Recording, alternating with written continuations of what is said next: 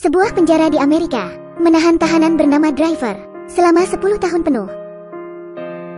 10 tahun lalu, dia dan saudaranya, Gary, merampok. Tapi saat kembali ke rumah, sekelompok orang masuk ke rumah, mengambil semua uang mereka, dan secara brutal membunuh Gary. Hari ini, dia dibebaskan. Dia langsung berlari keluar, menuju mobil sportnya. Melihat foto-foto musuhnya, dia mengambil pistol dari bawah kursi mobil, dan bergegas menuju musuh. Dia pergi ke sebuah perusahaan, menuju pria berkacamata yang ada di foto. Tanpa ragu, dia menembak kepalanya. Setelah membunuh orang pertama, Driver masuk ke agen detektif, menemui detektif swasta yang disewanya, untuk mengambil foto musuh lainnya. Di mobil, dia terus melihat foto-foto itu. Sementara itu, pria ini sedang menerima panggilan misterius. Dia diperintah untuk membunuh seseorang secepat mungkin. Ternyata, orang yang harus dibunuhnya adalah Driver. Dia pun mulai bersiap untuk membunuh. Dia mengambil ide palsu, dan plat mobil palsu, juga semua jenis senjata. Klien menyuruh pria itu untuk mengawasi Driver, dan tentu saja, pria itu melihat Driver keluar dari mobilnya. Sementara pria tua ini adalah target Driver selanjutnya. Pria itu tampak tua dan rapuh. Faktanya, dia adalah penjahat sejati. Dia akan menculik gadis polos, lalu membiusnya dengan minuman, kemudian melecehkannya, bahkan merekamnya. Tepat pada saat itu, Driver menendang pintu. Pria tua itu ketakutan. Dia mengambil gunting untuk melawan, tapi Driver menembak tangannya. Menyadari dirinya tak mungkin melawan, pria tua itu memohon. Tentu saja Driver tidak akan luluh. Saat Driver hendak pergi, pembunuh sewaan itu mengikutinya. Untungnya, seorang gadis kecil keluar, dan berada di antara mereka. Pembunuh itu ragu sejenak. Driver mendorong gadis itu, lalu menembak pembunuh itu. Penembakan beruntun terjadi. Pembunuh itu tidak bisa melawan. Dia tak pernah membayangkan bahwa lawannya sangat tangguh. Ketika sudah tenang, dia hendak menyerang. Tapi Driver sudah turun, dan pergi dengan mobilnya. Mendengar laporan tentang penembakan, polisi dengan cepat menyelidiki. Melalui kamera pengawas, polisi menemukan identitas Driver. Ternyata, setelah Gary dibunuh, Driver juga ditembak di kepala. Dia dinyatakan meninggal. Tapi ajaibnya, dia hidup kembali. Peluru tak menembus kepalanya, sehingga nyawanya masih tertolong. Polisi menyimpulkan bahwa penembakan itu hanyalah awal dari balas dendam. Malamnya, Driver pergi ke bar. Dia memperhatikan musuh berikutnya. Saat musuhnya pergi ke toilet, Driver mengikutinya. Dia menatap musuh di depannya. Kebenciannya muncul kembali. 10 tahun lalu, pria itu yang telah membunuh Gary dengan brutal. Saat musuhnya melihat Driver, dia sudah tahu, malam itu hanya satu orang yang akan hidup. Keduanya mulai bertarung sengit. Tapi baru sebentar, musuhnya sudah kalah. Driver tidak menunda sama sekali. Tanpa memberi kesempatan, dia menembak musuhnya. Musuhnya sekarat. Dia meminta Driver tak menyentuh keluarganya, dan mengatakan bahwa dirinya hanya dibayar. Dalangnya adalah orang lain. Setelah mengatakan itu, musuhnya menutup mata. Setelah itu, Driver melanjutkan rencananya. Dia terus mengincar musuh lainnya. Tapi esoknya, dia mendengar bahwa musuhnya belum mati, dan sedang berada di rumah sakit. Mendengar itu, dia langsung bergegas ke rumah sakit. Polisi juga menerima berita itu. Dia yakin Driver akan kembali untuk membalas dendam. Dia pun pergi ke rumah sakit. Pembunuh yang mengejar Driver juga menerima informasi itu. Dia juga segera pergi ke rumah sakit. Sesampainya di rumah sakit, Driver mengetahui bahwa musuhnya sedang dioperasi. Mengetahui musuhnya masih hidup, dia mendorong pintu ruang operasi, lalu mengangkat pistolnya. Tanpa ragu, dia menembak musuhnya.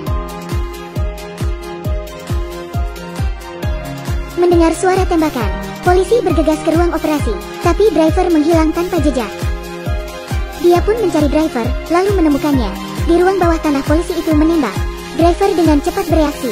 Dia menembak berulang kali. Polisi pun hanya bisa bersembunyi. Driver menembak kotak listrik. Lampu mati. Polisi pun tak bisa melihat dengan jelas. Lalu Driver mengisi pelurunya. Kali ini, polisi mengira Driver telah pergi. Dia pun melangkah dengan hati-hati. Namun, sebuah pistol diarahkan ke kepalanya. Polisi menjatuhkan pistolnya, lalu berlutut. Karena melihat lencana polisi di pinggangnya, dia tak membunuh polisi itu. Sementara itu, si pembunuh mengawasinya dari atas. Melihat Driver, dia langsung mengikutinya. Tanpa ragu, Driver mengebut untuk menjauh. Keduanya melesat dengan cepat di jalanan, agar pembunuh tak bisa mengejarnya.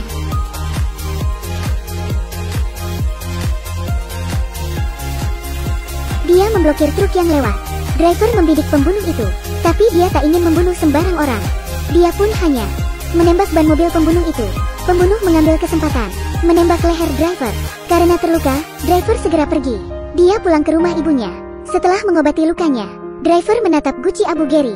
Dendamnya kembali membara. 10 tahun yang lalu, dia menyaksikan saudaranya dibunuh, dan dia dipenjara.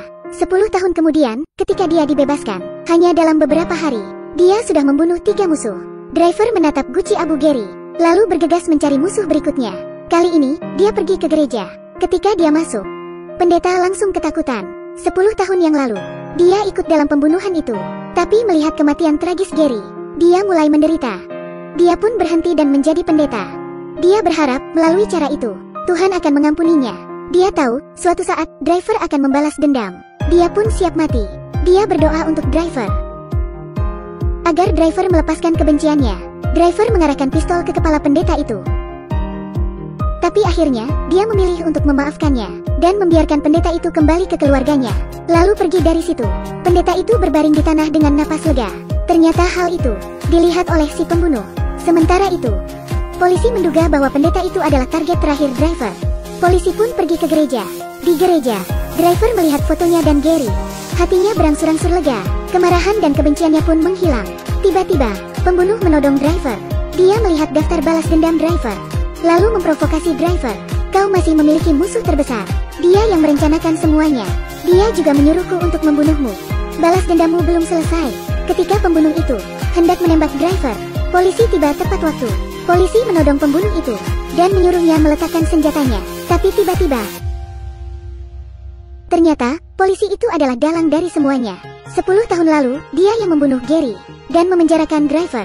Dia sudah kesal karena tak berhasil membunuh driver. Dan sekarang, driver membalas dendam dengan gila.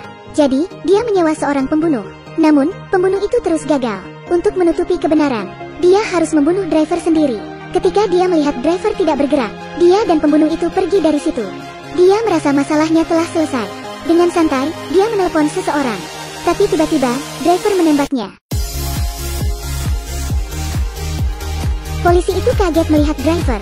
Ternyata, ada potongan logam di kepalanya. 10 tahun yang lalu, itu juga yang menyelamatkan nyawa driver. Dia memasang sepotong logam di kepalanya untuk menghalangi peluru menembus kepalanya.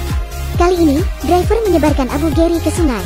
Akhirnya, dia menyelesaikan balas dendamnya dan bebas dari kebencian. Dia terlahir kembali dan memulai babak selanjutnya dalam hidupnya.